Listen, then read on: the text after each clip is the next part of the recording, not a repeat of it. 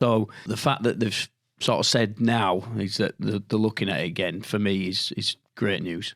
Got to move on to tackle 5, Carl, and there's a little bit of a story emerging this morning. We thought this was done and dead in the water, but it turns out that the Ashes has triggered another conversation with Peter V'landys of the NRL with the potential for them taking a stake in the Super League. So Peter V'landys has come out in the media and has actually officially said, look, when we're coming over for the Ashes, we're going to be having conversations with another number of club owners and the sports governing body about potentially taking a stake in Super League. And my first impressions was, yes, great news.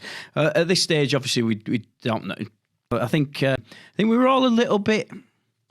We were all a little bit excited, weren't we, at the start of the year when Vegas happened. Everything seemed so positive with like the sport just being put on this world stage. There was talk of the NRL coming in and purchasing a stake in Super League, and we was like, this is brilliant. And then the wheels fell off at the governing body a little bit, didn't it? So the fact that they've sort of said now is that they're looking at it again, for me, is great news. But fundamentally here, we're talking about raising the profile of that entire game and taking it global, which you're a massive globalist, let's call it that way. But sport has to be global these days to succeed. You've only got to look at like the sports that are really thriving. They've all gone global, haven't they?